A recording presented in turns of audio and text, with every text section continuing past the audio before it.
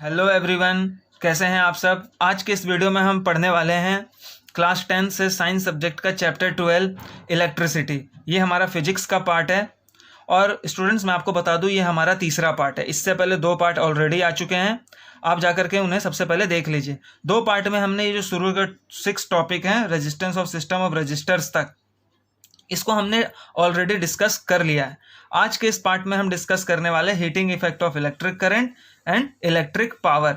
ये बहुत ही important topic है। हीटिंग इफेक्ट्स से काफ़ी क्वेश्चन आ जाते हैं, न्यूमेरिकल भी आते हैं। और फ्रेंड्स इस वीडियो के एंड में हम थोड़ा सा एक difference between resistance and resistivity भी देखेंगे, जो कि पिछले पार्ट में छूट गया था। तो आइए शुरू करते हैं आज के इस वीडियो को। स्टूडेंट्स, वैसे तो हमारे एनसीईआरटी बुक में सबसे पहले जो पहला टॉपिक है वो है हमारा heating effect of electric current. But हम पहले पढ़ेंगे इलेक्ट्रिक पावर क्या होती है। ऐसा मैं इसलिए कह रहा हूँ कि जो हीट होती है वो एक तरीके की एनर्जी की फॉर्म होती है कि नहीं।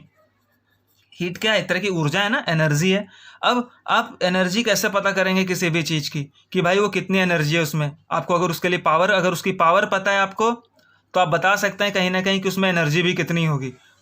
तो इसीलिए हमें पहले इलेक्ट्रिक पावर को पढ़ेंगे, फिर हम देखेंगे कि इलेक्ट्रिक करंट की वजह से जो कितना हीट जनरेट होता है, कितना हीट डेवलप होता है। तो आइए सबसे पहले हम इलेक्ट्रिक पावर को पढ़ना है, इसलिए हमें इलेक्ट्रिक पावर पढ़ना जरूरी है। तो आइए तो पहले इसकी डेफिनेशन देखेंगे, फिर हम देखेंगे जो एनसीईआरटी में ये 3 कुछ फॉर्मूले समझा रखे हैं, ये आया कैसे, ये फॉर्मूले जो कि जानना हमें बहुत जरूरी है। तो आइए सबसे पहले डेफिनेशन देख लेते हैं। तो the rate at which electric energy is consumed or dissipated in an electric circuit is known as electric power. कहने का मतलब ये होता है कि किस स्पीड से, किस रेट से कोई इलेक्ट्रिक एनर्जी कंज्यूम हो रही है किसी इलेक्ट्रिक सर्किट में, उसी को हम इलेक्ट्रिक पावर कहते हैं। यानी कि इलेक्ट्रिसिटी के कंज्यूम होने की स्पीड को ही क्या कहा जाता है? इलेक्ट्रिक पावर कहा जाता है। तो यहाँ पर एक फॉर्मूला दिया गया है, electric power is equal to कि इलेक्ट्रिक पावर को P से डिनोट करते हैं, यहाँ पर P लिखा हुआ है। Electric power is equal to potential difference, मैं शॉर्ट में लिख रहा हूँ, potential difference is equal to current. अब ये आया कैसे कि P is equal to V I. तो इसके लिए आपको सबसे पहले समझना पड़ेगा कि पावर, अब अगर मैं आपसे पूछूं कि बताइए पावर, 9th क्लास में हमने पावर की डेफिनेशन क्या पढ़ी थी? 9th क्लास में हमने पावर की डेफिनेशन क्या पढ़ी थी? तो हमने पढ़ी थी पावर की डेफिनेशन होती है भाई rate of doing work, means power is equal to rate of doing work, यानी कि वर्क अपॉन में टाइम। अब बताइए हमने इस चैप्टर में कहीं कहीं वर्क डिस्कस किया है? कहीं जगह, किसी जगह? हाँ किया है। जब हम पोटेंशियल डिफरेंस पढ़ रहे थे तो वर्क की चर्चा की थी। तो पोटेंशियल डिफरेंस क्या होता है, यहाँ पर मैं एक छोटे से बॉक्स में लिख करके यहाँ पर देख लेते। जो पोटेंशियल डिफरेंस बराबर हम देखा था कि जो होता है कि किसी यूनिट चार्ज को एक जगह दूसरी जगह लाने में जो वर्क डन होता है वो क्या होता है? पोटेंशियल डिफरेंस कहते हैं उसे, यानी W अपॉन में Q। अब ये इसी फॉर्मूले से आप W वर्क डन बता सकते हैं कि नहीं, कितना वर्क डन हुआ? तो ये W बराबर VQ लिख सकते हैं। जी हाँ, लिख सकते हैं। तो P is equal to W की जगह मैं VQ लिखूंगा, VQ। अब अपॉन में टाइम। अब आप बताइए, अब यहाँ पे Q अपॉन T कुछ दिख रहा है? अब Q अपॉन T की जगह हम कुछ रख सकते हैं, यहाँ पर इलेक्ट्रिक करंट या I रख सकते हैं कि नहीं? रख सकते हैं। ऐसा क्यों रख सकते हैं? क्योंकि हमने देख रखा है कि जो करंट होता है, इलेक्ट्रिक करंट होता है, rate of flow of charge होता है। तो यानी कि I is equal to Q upon में T। अब Q अपॉन T की जगह मैं I रख सकता हूँ इसकी जगह। तो इसी की जगह जब मैं I रखूंगा तो ये आपका फॉर्मूला बन जाएगा P is equal to V I. तो आपको पता चल गया होगा कि P is equal to electric power is equal to potential difference into current कैसे आया। अब इसी के आगे अभी नेक्स्ट फॉर्मूला कैसे बना? आसान है। अब P is equal to V, अब V की जगह मैं सीधे लिख सकता, अगर मैं ओम्स लॉ जानता हूँ यानी V is equal to I R formula जानता हूँ, तो V की जगह मैं आई आर रख सकता हूँ कि नहीं? आई आर, V की जगह मैं क्या रख रहा हूँ? आई आर, और ये I तो है ही, जब इसको मल्टीप्लाई करेंगे तो क्या हो जाएगा? I square R। तो ये हमारा दूसरा फॉर्मूला, ये पहला फॉर्मूला पता चल गया, दूसरा फॉर्मूला। अब इसी से तीसरा फॉर्मूला भी आपको आ जाएगा। अगर कोई बोले कि खाली आप बताइए पोटेंशियल डिफरेंस और रेजिस्टेंस की फॉर्म में इलेक्ट्रिक पावर, होता क्या है कि क्वेश्चन में अगर मान लीजिए आपको पोटेंशियल डिफरेंस दिया हुआ है कि भाई 2 वोल्ट की बैटरी है, 2 एम्पियर करंट लग रहा है, तो बताइए इलेक्ट्रिक पावर कितना है। तब तो V और I पता चलेगा। और जब इलेक्ट्रिक करंट और रेजिस्टेंस दिया हुआ है तब आप ये फॉर्मूला लगा देंगे। अब अगर पोटेंशियल डिफरेंस और रेजिस्टेंस दिया हुआ तो कैसे करेंगे, तो P इज इक्वल टू आई, हमें पता है I बराबर क्या होता है V upon R, again Ohm's law से आया है, तो ये हो गया R। जब इसको आप सॉल्व करेंगे V स्क्वायर अपॉन में R स्क्वायर इंटू में R, इसी फॉर्मूले से, तो काट पिट के जो हमारा फॉर्मूला बनेगा वो V स्क्वायर अपॉन में R। तो ये हमारा तीसरा फॉर्मूला कैसे आया ये भी हमें पता चल गया। तो ये हमें पता चल गया कि ये तीसरा फॉर्मूला भी कैसे आ गया। तो उम्मीद करता हूँ आपको समझ में आ गया होगा। अब इलेक्ट्रिक पावर की अब एसआई यूनिट की बात हो रही है, तो पावर की एसआई यूनिट क्या होती है, वॉट। जेम्स वॉट नाम के वैज्ञानिक ने बताया था, तो ये कैपिटल W से डिनोट करते हैं। इसी तरह नेक्स्ट टॉपिक है डेफिनेशन ऑफ 1 वॉट। अब 1 एम्पियर देखा हमने, 1 वोल्ट देखा, 1 ओम देखा, अब इस तरह 1 वॉट क्या है। तो अगर इलेक्ट्रिसिटी की उसमें आप देखें कि अगर कोई सर्किट में 1 वोल्ट पोटेंशियल डिफरेंस के साथ 1 एम्पियर का करंट प्रोड्यूस हो रहा है, कंज्यूम हो रहा है, इतना पावर कंज्यूम हो रहा है, तो 1 वॉट कहलाएगा। कहने का मतलब यह है it is the power consumed bye device that carries, वो डिवाइस, किसी डिवाइस मतलब कि वो डिवाइस जो कि पावर कंज्यूम कर रही है, कितना पावर तो कंज्यूम कर रही है, और उसमें करंट कितना कैरी कर रही है 1 एम्पियर, और पोटेंशियल डिफरेंस कितना कैरी कर रही है 1 वोल्ट। ओके, तो कहने का अल्टीमेटली कहने का मतलब ये है कि भाई 1 वोल्ट पोटेंशियल डिफरेंस और 1 एम्पियर करंट के अगर कंज्यूम हो रहा है तो 1 वोल्ट की पावर जनरेट होगी बस। तो इसी से हमारा बन गया 1 volt is equal to 1 volt into 1 ampere, दूसरे फॉर्मूले में लिख दिया हमने। इसके बाद आता है commercial unit of electric energy. Commercial unit का मतलब होता है जो हमारे घर के बिजली का बिल जो आता है मीटर, तो वो उसकी क्या यूनिट होती है। अब कोई कहता है कि आपका 200 यूनिट बिजली का बिल आया, 200 यूनिट, तो 200 यूनिट का मतलब होता है 200 kWh, किलो वाट आवर, कि 1 घंटे में 200 मतलब कि किलोवाट आपका उठा, तो इस कहने का मतलब तो ये आपका 200 यूनिट बिल हो गया। तो किलोवाट आवर का मतलब होता है ये आपका 1 यूनिट। तो 1 किलोवाट आवर में कितने जूल होता है, कितनी एनर्जी, अगर एनर्जी पूछ रहा है कितनी एनर्जी होती है, तो ये हम देख लेते हैं। ये हमारा 1 किलोवाट आवर एनर्जी के जूल की फॉर्म में दिया हुआ है कि 1 किलोवाट आवर में कितनी एनर्जी होती है। तो इसको किया हुआ है कि 1 किलोवाट का मतलब 1000 वाट, 1 आवर में सेकंड कितने होता है 3600 सेकंड। जब इसको कैलकुलेट किया गया तो ये आया 3.6 इंटू 10⁶ जूल। तो ये हमारा हो गया जूल की फॉर्म में, यानी एनर्जी की फॉर्म में हो गया। तो आइए अब देखते हैं हम अपना next topic, heating effect of electric current. Heating effect of electric current में सबसे पहले इसकी डेफिनेशन देख लेते हैं, फिर इसको अच्छे से समझेंगे कि है क्या। If the electric circuit is purely resistive, purely resistive का मतलब मैं आपको बताऊंगा, then the source of energy continuously gets dissipated entirely in the form of heat, this is known as heating effect of electric current. कहने का मतलब यह है कि अगर इलेक्ट्रिक सर्किट जो है प्योरली रेजिस्टिव है, इसका मतलब उसमें जो रेजिस्टेंस आ रहा है, रजिस्टर यूज कर रहा है, वो प्योर है पूरा, तो क्या होगा, जो भी हमारा सोर्स ऑफ एनर्जी है, यानी जो भी वोल्टेज है, वो पूरी तरीके से क्या होता है डिसिपेटेड हो जाएगा, यानी कि खत्म हो जाएगा, यानी फैल जाएगा, या एक तरीके से आपका कंज्यूम हो जाएगा। कैसे, इन द फॉर्म ऑफ हीट की फॉर्म में सारा निकल जाएगा वो। अब प्योरली रेजिस्टिव समझते हैं। अभी जैसे कि मैं आपको एक सर्किट बना रहे हैं, यहाँ पे बना के दिखा रहा हूँ। तो ये आपका एक सेल है, इसमें यहाँ पर एक बल्ब, ये बल्ब है। तो कहने का मतलब है जब इसमें सब करंट फ्लो करेगा, करंट जब फ्लो करेगा तो ये बल्ब ग्लो करेगा, बल्ब जलेगा। ओके, बल्ब जलेगा तो क्या होगा, हीट भी इसमें क्या होगा, लाइट निकलेगा, light energy. Okay, and then उसके साथ क्या होगा, लाइट एनर्जी प्लस साथ में हीट भी निकलेगी। अगर आप कुछ देर बाद बल्ब बंद होने के बाद आप उसे टच करेंगे तो देखेंगे कि बल्ब आपका जो है गर्म हो चुका है। तो क्या हुआ, हीट भी, तो इसका मतलब कहीं ना कहीं हीट एनर्जी भी उसमें से निकल रही है। अगर केवल जो रजिस्टर है, कहना प्योर, अब यहाँ पे प्योरली रजिस्टर का मतलब होता है कि उसमें और कोई चीज ना हो। ओके, केवल रेजिस्टेंस का काम कर रहा है, रोकने का ही काम कर रहा है। अब इसमें क्या है कि बल्ब भी एक तरीका रजिस्टर है, बट इसमें लाइट भी हो रहा है, लाइट भी एक दूसरी एनर्जी भी निकल रही है। और अगर इस तरह प्योरली रजिस्टर में क्या होता है, कोई और काम ना हो रहा हो, केवल उसका काम हो रहा है रजिस्टर रोकने का काम हो रहा हो, तो उसको हम प्योरली रजिस्टिव बोलते हैं। दूसरी कोई और एनर्जी ना निकल रही हो, उसको हम इस तरीके से दिखाते हैं। ओके, तो ये क्या है, प्योरली रजिस्टिव है, ये आपका एक रेजिस्टेंस है, इसमें भी करंट फ्लो करेगा। अगर आप प्योरली रजिस्टिव है आपका सर्किट, तो जो भी एनर्जी निकलेगी वो सब क्या निकलेगी, केवल और केवल हीट एनर्जी, हीट की फॉर्म में, हीट ओनली, और दूसरा कोई एनर्जी नहीं निकलेगा। तो वही प्योरली रेजिस्टिव की बात कर रहे हैं। तो अब यहाँ पे ये बोल रखा है कि हम जानते हैं कि एनर्जी बराबर क्या होता है, पावर इंटू टाइम। तो सेम ई बराबर क्या, इसलिए हमने पावर हमने पहले पढ़ लिया, ओके, क्योंकि पावर पता होगी तभी तो पता चलेगा कितनी एनर्जी है, कितनी देर। अब कोई ऑब्जेक्ट कितनी देर तक पावर लगा रहा है उसी को हम एनर्जी कहते हैं, ओके। तब एनर्जी क्या है, हमारी एक तरीके की हीट भी तो एनर्जी ही है। तो मैं यहाँ पे ई की जगह एच भी लिख सकता हूँ, एच मतलब हीट एनर्जी, ओके। तो H is equal to P into T लिख सकता हूँ। फिर अगेन एच बराबर क्या हुआ, पी बराबर होता है हमारा वी आई, तो वी आई लिख रहा हूँ मैं, तो ये आपका वी आई टी। तो ये आपका एक और इम्पॉर्टेंट फार्मूला है, ये भी बहुत इंपॉर्टेंट फार्मूला है, आपको पता होना चाहिए। फिर एच बराबर क्या होता है, वी की जगह मैं आई आर रख सकता हूँ, I R into I into T. तो अब जब इसको सॉल्व करेंगे तो ये हो जाएगा आई स्क्वायर आर टी। ये हमारा हीट एनर्जी का एक काफ़ी ज़्यादा फेमस और इम्पॉर्टेंट फार्मूला है, जिसको कि कौन से वैज्ञानिक ने दिया था, जूल नाम के एक साइंटिस्ट है, उन्होंने इसकी बात बताई थी। इसी से आगे चलता है हमारा जूल्स लॉ ऑफ हीटिंग, वो भी काफ़ी फेमस एग्जाम में पूछ लिया जाता है।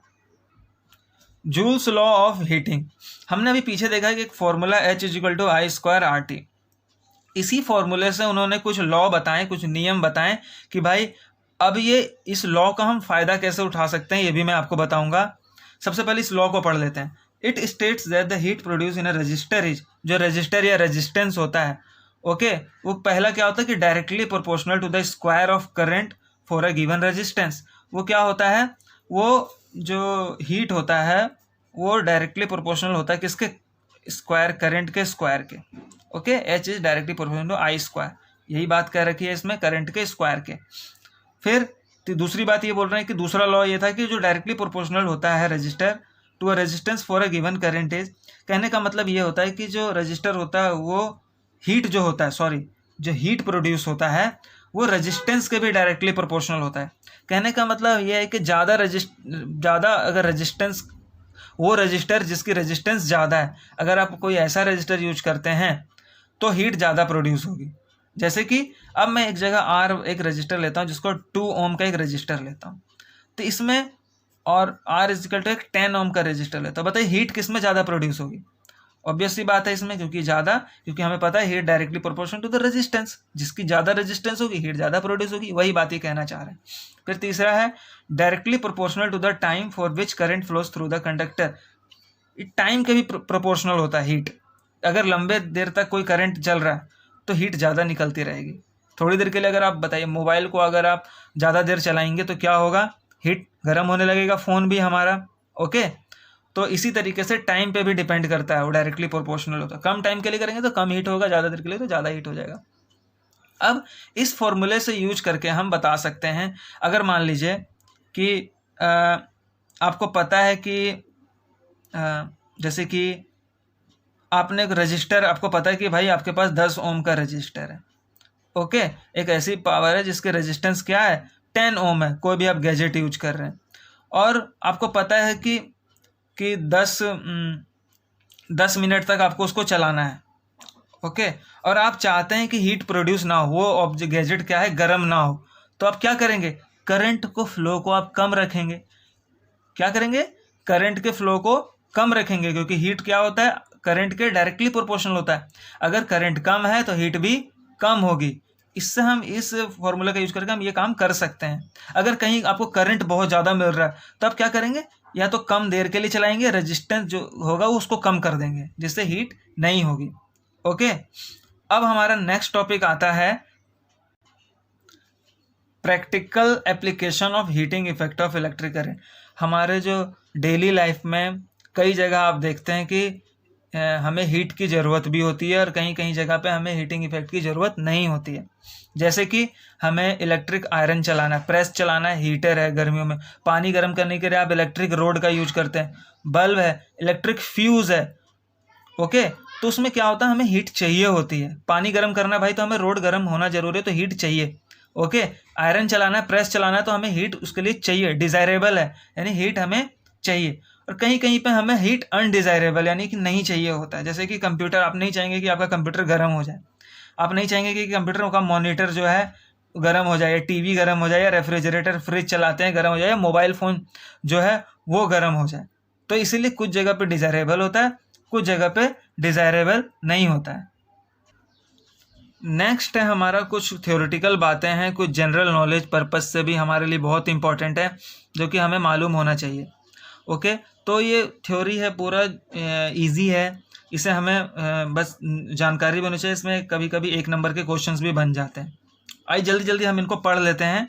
काफ़ी आसान है, इसको समझना बिल्कुल भी मुश्किल नहीं है। तो सबसे पहले in electric bulb most of the power consumed by the filament as a, जो हमारा इलेक्ट्रिक बल्ब होता है, जैसे कि ये हमारा इलेक्ट्रिक बल्ब है। ओके, तो इसके अंदर एक हमारा होता है फिलामेंट। ओके, तो ये जो फिलामेंट होता है इसमें ज़्यादातर जो पावर होता है एज ए हीट में ही चला जाता है फ्रेंड्स। हीट में ज़्यादा पावर जाता है, और एनर्जी लाइट निकलती है उसमें बहुत ही कम पावर यूज़ होता है। इसका मतलब जो ज़्यादातर एनर्जी होती है वो हीट की फॉर्म में ही बाहर चला जाता है बल्ब में, और लाइट एनर्जी में काफ़ी कम यूज़ होता है।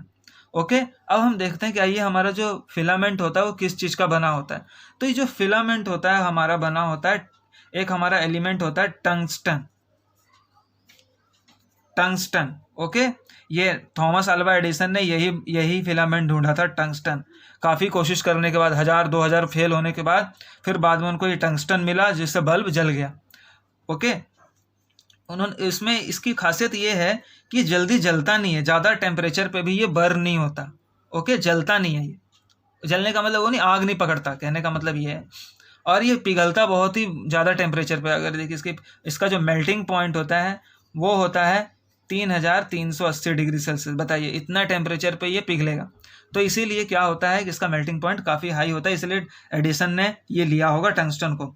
ओके, और कुछ हमारा जो बल्ब होता है, जैसे इलेक्ट्रिक बल्ब है, इसमें कुछ गैसेस भी फील होती हैं, जो कि कहीं ना बल्ब ज़्यादा लंबे समय तक चले उसके लिए।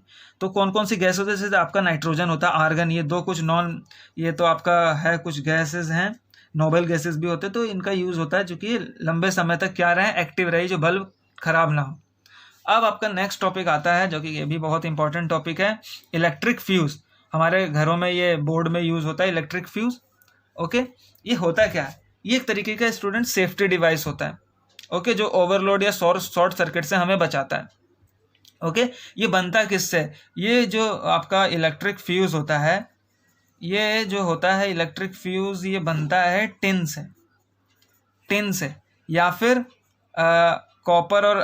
कॉपर और टिन, कॉपर प्लस कुछ कॉपर भी मिला के इसे बना देते हैं। ओके, कॉपर और टिन के अलॉय से। ओके, और फ्यूज जो होता है, हमारे जो घर में सर्किट लगा होता है वो सीरीज में कनेक्टेड होता है। और कैसे, किसके साथ, लाइव वायर जो होता है, लाइव 3 तरीके के वायर होते हैं, कि live wire, neutral wire, earth wire. इसके बारे में हम चैप्टर 13 में अच्छे से पढ़ेंगे। ओके, तो ये होता है। और fuse has very low melting, तुरंत पिघल जाता है, लो मेल्टिंग पॉइंट होता है इसका।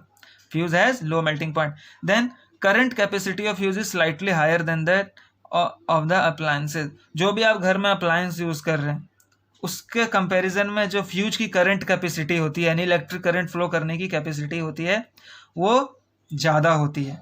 ओके, तभी तो अगर ये फ्यूज बंद हो गया, अगर फ्यूज उसको लोड नहीं ले पाया, तो क्या होता है कि कोई भी लोड नहीं ले पाएगा। इलेक्ट्रिक जितने भी घर में आप इलेक्ट्रिक अप्लायंसेज यूज़ कर रहे हैं, तो वो भी उस लोड को नहीं ले पाते हैं। इसीलिए इलेक्ट्रिक फ्यूज हमारे लिए सेफ्टी डिवाइस के तौर पे यूज़ किया जाता है। आइए अब देख लेते हैं जो एक पिछले वीडियो में छूट गया था, difference between resistance and resistivity. तो ये है हमारा difference between resistance and resistivity. अब रेजिस्टेंस और रेजिस्टिविटी में कुछ खास अंतर नहीं है, लगभग एक जैसी चीज़ें, बस थोड़ा सा अंतर है, वो देख लेते हैं। एक तो हमने डेफिनेशन इसकी पढ़ी थी। रेजिस्टेंस का मतलब होता है कि ऑपोजिशन, यानी रोकने का। अगर कोई भी चार्ज फ्लो हो रहा है तो उसको रोकेगा वो। ओके, तो बस रेजिस्टिविटी क्या होता है, एक फिक्स रेजिस्टेंस ये भी होता है, बस ये एक फिक्स डायमेंशन की बात हो रही होती है इसमें।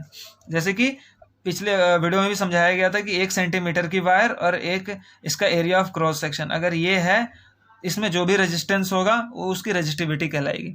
ओके, बट जो मेन डिफरेंस है वो हमारे सेकेंड पॉइंट में, कि रेजिस्टेंस क्या होता है, वो अगर डायमेंशन अगर आप चेंज कर दें, एरिया ऑफ क्रॉस सेक्शन या लेंथ उसकी कम ज़्यादा कर दें, तो वो कम ज़्यादा हो जाएगा।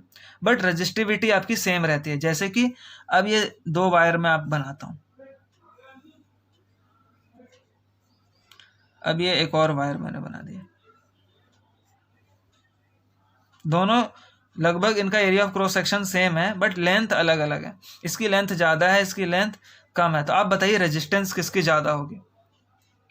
तो रेजिस्टेंस जो क्योंकि हमें पता है resistance directly proportional to the length of the conductor, तो जिसकी लेंथ ज़्यादा होगी उसमें रेजिस्टेंस ज़्यादा होगी। बट यहाँ पर समझने वाली चीज़ है कि इन दोनों की रेजिस्टिविटी सेम होगी, ओके। लेकिन एक शर्त यह है कि दोनों सेम एलिमेंट सेम मटेरियल होना चाहिए, material should be same, okay. क्या होना चाहिए? मटेरियल शुड बी, मटेरियल जो होना चाहिए शुड बी सेम। दोनों ऐसे कॉपर के हैं तो दोनों कॉपर के होने चाहिए, ऐसा नहीं कि एक सिल्वर का एक कॉपर का, ओके। तो मटेरियल पे डिपेंड करता है, अगर मटेरियल अलग अलग है तो फिर दोनों की रेजिस्टिविटी भी डिफरेंट होगी, ओके। ये पिछले वीडियो में डिस्कस, मेन यहीं पे यही बात है कि डायमेंशन पे कैसे चेंज हो जाता है, बट ये डायमेंशन से इसको कोई फर्क नहीं पड़ता, चाहे लेंथ कितनी भी लंबी ले लो रेजिस्टिविटी उसकी उतनी ही रहेगी, ओके। और तीसरा है एसआई यूनिट ऑफ रेजिस्टेंस, ये तो आपको पता ही होगा, रेजिस्टेंस की ओम होती है और रेजिस्टिविटी की ओम मीटर होती है। तो इसी के साथ ये हमारा चैप्टर फिनिश होता है। उम्मीद करता हूँ आपको समझ में आया होगा। आप अगर वीडियो के एंड तक पहुँच गए हैं तो आप वीडियो को लाइक कर सकते हैं, और अगर लगता है कि अगर वीडियो आपको रियली प्रिपरेशन में छोटी सी भी अगर थोड़ा सा भी अगर हेल्प कर रहा है तो चैनल को बिल्कुल सब्सक्राइब कर लीजिए, क्योंकि इनमें वीडियो आती रहेंगी और ये आपको काफ़ी हेल्पफुल होगा। इन फ्यूचर आपको लगेगा कि ये चैनल बहुत ही हेल्प कर रहा है आपकी, okay. So students, thank you for watching, all the best.